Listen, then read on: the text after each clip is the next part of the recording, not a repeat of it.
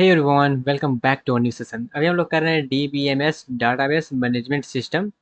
और इसमें अब हम लोग स्टार्ट करने जा रहे हैं अपना नेक्स्ट पार्ट, जो कि है एसक्यूएल स्ट्रक्चर्ड क्वेरी लैंग्वेज।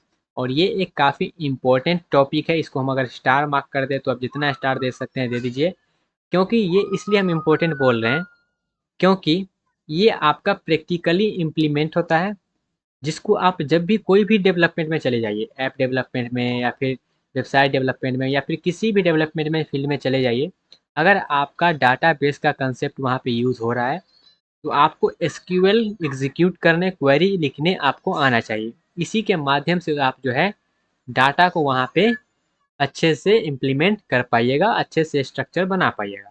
तो ये एसक्यूएल जो है आपका प्रैक्टिकली इम्प्लीमेंट होता है, तो इसलिए ये काफ़ी ज़्यादा इम्पोर्टेंट है। ओके, तो इसलिए आपको ये अच्छे से समझना है। तो चलिए स्टार्ट करते हैं एसक्यूएल स्ट्रक्चर्ड क्वेरी लैंग्वेज और समझते हैं ये आखिर है क्या। तो it is a standard language. ये क्या है? एक स्टैंडर्ड लैंग्वेज है जो कि क्या करता है, तो यूज टू क्रिएट डाटाबेस। जैसे कि हम बात किए डाटाबेस के रिलेटेड हमारा कंसेप्ट यहाँ पे आएगा, तो वो एसक्यूएल आपको लिखना ही पड़ेगा। तो create database, store data, retrieve data, update data, delete data, मतलब डाटा के रिलेटेड जितना भी काम होता है वो एसक्यूएल से हम लोग करते हैं।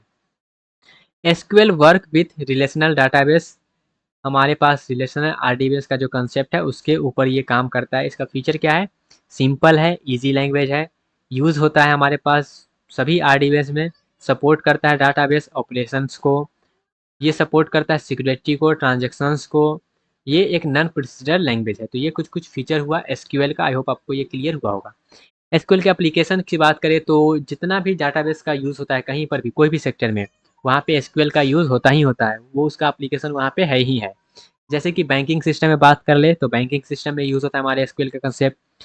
रेलवे में रिजर्वेशन में होता है यूज़, या फिर आप कोई भी परचेस करते हैं ई कॉमर्स वेबसाइट से तो वहाँ पे यूज़ हो रहा है।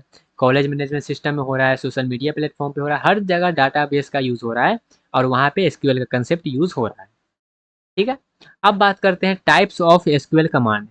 एसक्यूएल कमांड जो होता है वो कितने टाइप का होता है, तो इसको फर्दर कैटेगराइज किया गया अलग अलग पार्ट में, उसको समझेंगे। लेकिन यहाँ पे मेनली हम जो है कुछ कुछ पार्ट में इसको डिवाइड किए। जैसे कि सबसे पहला जो एसक्यूएल कमांड का जो टाइप है, या फिर बोल सकते हैं इसका अलग जो कैटेगरी है वो है डीडीएल, मतलब डाटा डेफिनेशन लैंग्वेज। डाटा को डेफिनेशन के रिलेटेड जो लैंग्वेज होता है उसको हम लोग डीडीएल बोलेंगे। उसके बाद है डीएमएल, डाटा मैनिपुलेशन लैंग्वेज। उसके बाद अगला है डीक्यूएल, डाटा क्वेरी लैंग्वेज। फिर है डीसीएल, डाटा कंट्रोल लैंग्वेज। फिर है टीसीएल, ट्रांजेक्शन कंट्रोल लैंग्वेज। मतलब सिंपल सा है ना, कि एक टाइप का जो भी क्वेरी है उसको एक जगह रख दिया गया, दूसरे टाइप का है उसको दूसरे जगह रख दिया, तीसरे टाइप का है उसको तीसरे जगह रख दिया गया। उसी को ये बोल रहे हैं टाइप्स ऑफ क्वेरी कमांड। जैसे कि डीडीएल है तो उसमें डेफिनेशन के रिलेटेड होगा, टीसीएल है ट्रांजेक्शन कंट्रोल है तो उसमें ट्रांजेक्शन के रिलेटेड जो भी कमांड होगा वो रहेगा।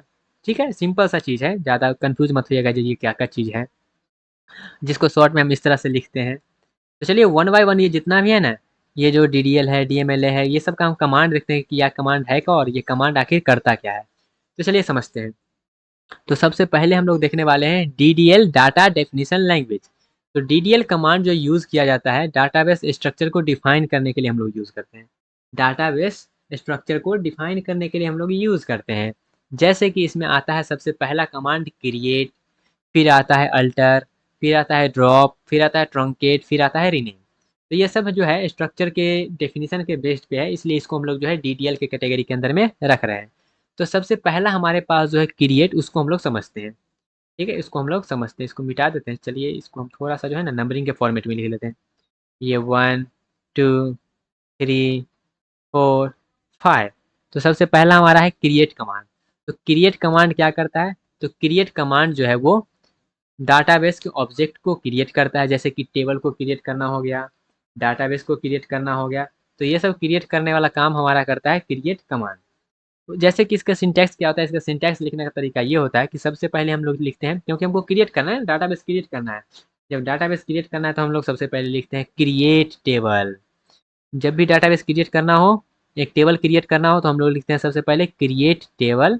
उसके बाद टेबल का नाम देते हैं। टेबल का नाम देने के बाद जो हम वहाँ पे देते हैं कौन सा कॉलम रहेगा, कॉलम 1, फिर उसका डाटा टाइप, कॉलम 2, फिर उसका डाटा टाइप, कॉलम 3 उसका डाटा टाइप, इस तरीके से हम लोग देते रहते हैं। ठीक है। तो ये इसका सिंटैक्स हुआ। अब सिंटैक्स के बाद ये सिंटैक्स हो गया। अब इस सिंटैक्स के बाद एक एग्जांपल लेके समझते हैं कि हम लोग कैसे लिखेंगे। तो आप जब एसक्यूएल का अगर आप इसको प्रैक्टिकली इंप्लीमेंट करना चाहते हैं तो माई एसक्यूएल करके एक सॉफ्टवेयर है, उस सॉफ्टवेयर को आप डाउनलोड कर लीजिएगा। डाउनलोड करने के बाद जो है आप इस सब कोड को लिख के वहाँ पे जो है देखिएगा टेबल जो है बन रहा है, टेबल जो है वो एग्जीक्यूट कर रहा है। ठीक है, तो वो सारी चीज़ जो है हम लोग देखेंगे। आप रन करवा के देख सकते हैं, यहाँ पे आपको कोड दे रहे हैं, एग्जाम्पल दे रहे हैं, उसको आप रन करिएगा और देखिएगा। ठीक है, तो चलिए यहाँ पे हम इसको एग्जाम्पल देखेंगे। तो एग्जाम्पल में हम लिखेंगे सबसे पहले मान लेते हैं कि स्टूडेंट टेबल हमको क्रिएट करना है। हमको स्ट्रक्चर कुछ इस तरह का चाहिए कि हमको जो है इस तरह का हमको टेबल बन के आए। तो हम क्या करेंगे, वहाँ पे लिखेंगे क्रिएट टेबल, फिर देंगे टेबल का नाम स्टूडेंट। उसमें हम चाहते हैं एक रोल नंबर का कॉलम रहे, फिर एक नेम का कॉलम रहे, फिर ब्रांच का कॉलम रहे, तो वो सब लिख देंगे। फिर रोल नंबर का क्या टाइप रहना चाहिए, तो इंटीजर टाइप का रहना चाहिए। फिर ये जो है हमारे पास कॉलम 1 वो नेम किस तरह का रहना चाहिए, करेक्टर टाइप का, तो इसलिए वैर कैर, और यहाँ पे कितना टाइप कितना लेटर का होना चाहिए, तो ये 20 का दे दिए हैं। फिर ब्रांच दे दिए है उसी तरीका से।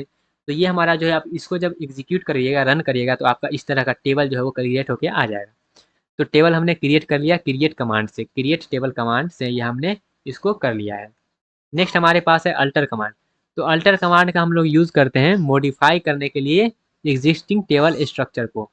जो फिलहाल अभी टेबल का स्ट्रक्चर है, उस टेबल के स्ट्रक्चर को अगर हमको जो है करना है, चेंज करना है, मॉडिफाई करना है, तो वहाँ पे हम लोग जो है अल्टर कमांड का यूज़ करते हैं। इसको लिखते कैसे हैं, तो इसको लिखने का तरीका ये है कि हम लोग लिखते हैं अल्टर टेबल, फिर टेबल का नाम लिखते हैं, फिर ऐड करते हैं कोई कॉलम अगर हमको ऐड करना है तो हम ऐड कर लेंगे। सिंपल की समझिए, हमें यहाँ पे जो है कि यहाँ पे हम ये कर लिए, हम चाहते हैं एक और कॉलम इसमें ऐड हो जाए, तो हम क्या करेंगे, अल्टर कमांड से हम उसको जो है मॉडिफाई कर सकते हैं। तो यहाँ पे हम कह देंगे ऐड कॉलम नेम, उसके बाद इसका टाइप। इसका एग्जांपल इस तरह से कि हम एज नाम का यहाँ पे कॉलम और ऐड करना चाहते हैं, तो हम यहाँ पे जो है ऐड करवा सकते हैं ये वाला कमांड लिख के, तो उसी में ये जो है ऐड हो जाएगा। फिर आता है ड्रॉप कमांड। तो ड्रॉप कमांड से हमारा क्या होता है, ड्रॉप कमांड से जो है हमारा जो डाटाबेस है, डाटाबेस का ऑब्जेक्ट वो क्या होगा, परमानेंटली डिलीट हो जाएगा। इसको लिखने का तरीका क्या है, इसको लिखने का तरीका है सिंपल सा कि हम लिखते हैं ड्रॉप टेबल और टेबल का नाम, जो भी टेबल को हमको ड्रॉप करवाना है, डिलीट करना हो, हम लिखेंगे वो जो है डिलीट हो जाएगा। एग्जाम्पल क्या है, जैसे स्टूडेंट हमारा जो टेबल बना हुआ है ये वाला, अगर इसको हम डिलीट करना चाहते हैं तो लिखेंगे ड्रॉप टेबल और स्टूडेंट।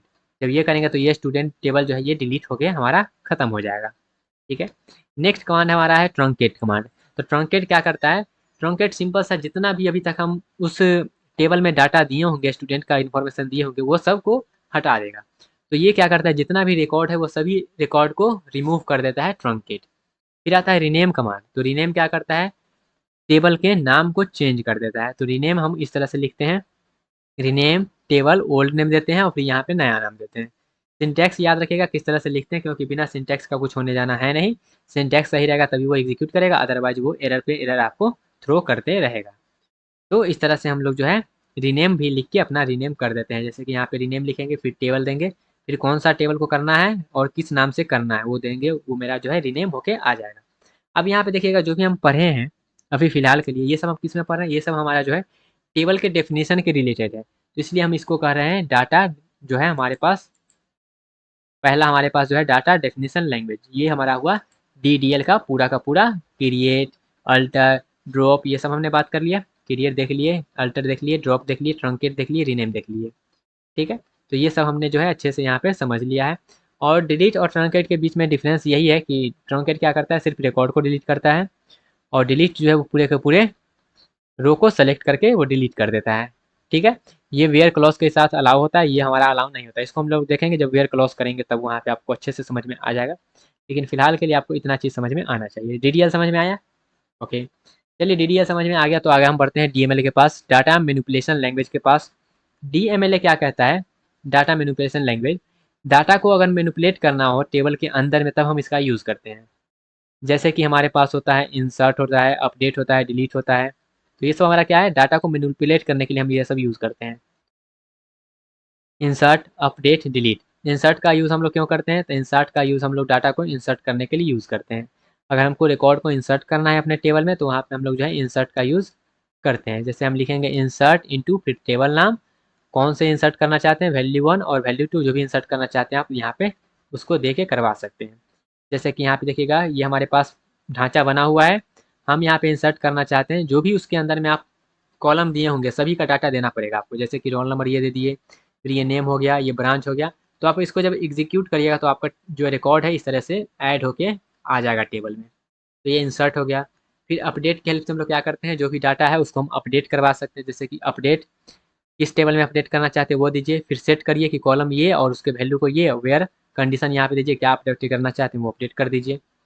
ठीक है, जैसे कि एग्जांपल के लिए यहाँ पे देखिएगा हमने क्या किया है, हमने किया है कि अपडेट करो स्टूडेंट टेबल में सेट करो ब्रांच इक्वल्स टू IT, जहाँ पे रोल नंबर जो है वो 101 है। तो रोल नंबर जहाँ पे 101 है उसका ब्रांच को क्या करेगा, वो IT कर देगा। ब्रांच जो है उसके ब्रांच को IT वो कर देगा। फिर आता है डिलीट कमांड। तो डिलीट क्या करता है, रिकॉर्ड को रिमूव कर देता है।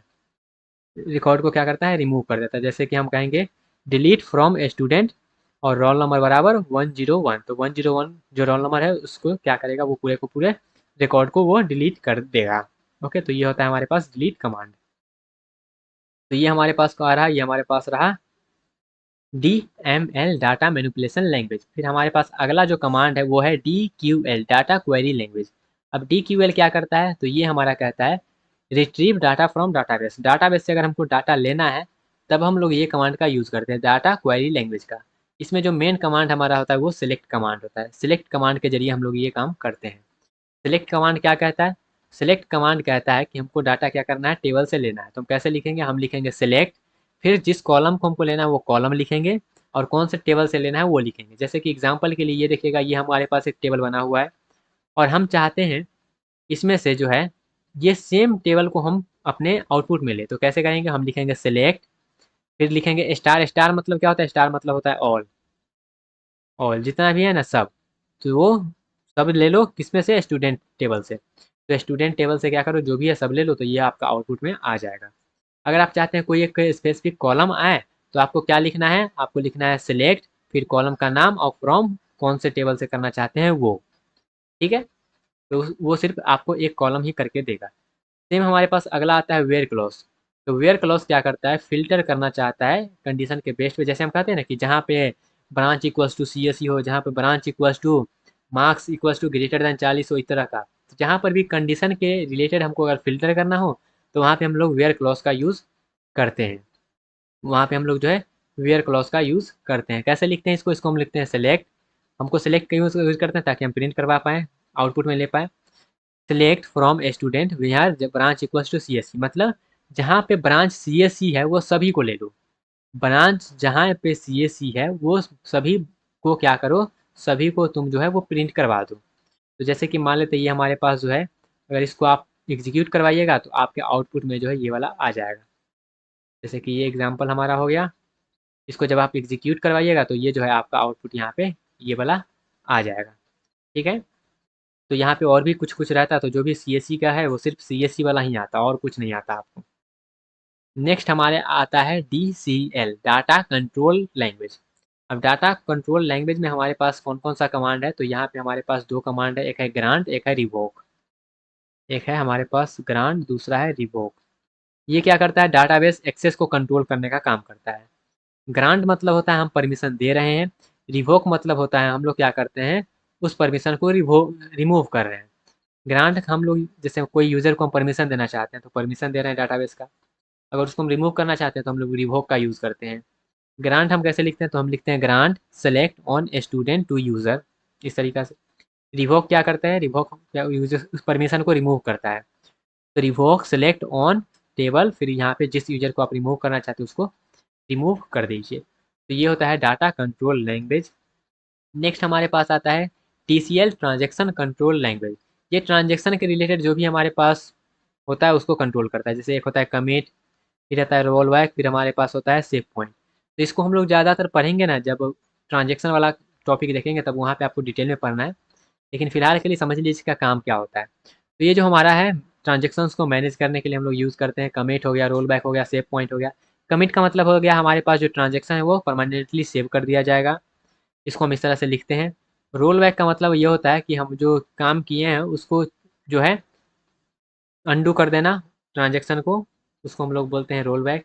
सेव पॉइंट का मतलब होता है एक कोई चेक पॉइंट को क्या करेगा, क्रिएट करेगा और कुछ नहीं करेगा। तो ये रहा हमारे पास ट्रांजेक्शन कंट्रोल लैंग्वेज। ये सबको आप यूज़ करिएगा, ज़्यादा टेंशन नहीं लीजिएगा, सबको आपको यूज़ हो जाएगा। बस आपको फ़िलहाल के लिए हम क्या-क्या चीज़ समझाएँ वो समझते हैं। तो सबसे पहले हम लोग डाटा डेफिनेशन लैंग्वेज देखें कि हमको डाटाबेस को बनाना हो गया, कैसे करेंगे सब कुछ यहाँ पे देख लिए। डाटा मैनिपुलेशन लैंग्वेज में हम देखिए डाटाबेस में कैसे इंसर्ट करेंगे, डिलीट करेंगे, अपडेट करेंगे। डाटा क्वेरी लैंग्वेज में हम ये देखें कि डाटा हम कैसे लेंगे। डाटा कंट्रोल लैंग्वेज में हम लोग ये देख लिए कि हम कैसे यूज़र को परमिशन दे सकते हैं। फिर ट्रांजेक्शन कंट्रोल में हम लोग ये देख लिए कि ट्रांजेक्शन को रिलेटेड जो भी कंट्रोल करना है वो हम कैसे करेंगे। तो ये रहा हमारे पास एसक्यूएल का इंट्रोडक्शन, और इसमें हम लोग जो है पूरा जो भी टाइप का अलग-अलग टाइप का कमांड होता है उसको हमने यहाँ पे ट्राई किए हैं समझने का। अभी ख़त्म नहीं हुआ है, अभी बहुत कुछ इसमें बचा हुआ है। सबको वन बाय वन हम समझेंगे। ये हमारा जो पूरा का पूरा बेसिक है ना, वो हम आपको बता दिए हैं एसक्यूएल का। एसक्यूएल का बेसिक बता दिए हैं। अब यही बेसिक को आगे हम यूज़ करते रहेंगे और समझते रहेंगे अपने अगले-अगले टॉपिक को। आई होप आपको ये समझ में आया होगा। अगर आप चाहें तो जो हम बताएँ माइस्क्यूएल का सॉफ्टवेयर डाउनलोड करके इस सबको आप रन करके देख सकते हैं। आपको एग्ज़ीक्यूट करके देखिएगा। अदरवाइज़ आप इसका जो है प्रैक्टिस वगैरह कर सकते हैं, ऑलरेडी सब कुछ बता दिया गया है। वैसे ज़्यादातर प्रैक्टिस हम लोग जो है गेट के पीवाईक्यू से करेंगे, जब इसका पीवाईक्यू का सीरीज़ आएगा तब वहाँ पे आप जाके देख सकते हैं। फिलहाल के लिए इसको यहीं पे रखने देते हैं, और आगे के टॉपिक हम लोग अपने नेक्स्ट सेशन से देखेंगे। इससे रिलेटेड कोई भी डाउट हो तो कमेंट सेक्शन में पूछ लीजिएगा। मिलते हैं अपने अगले सेक्शन में, तब तक के लिए bye bye, tata take care and all the best.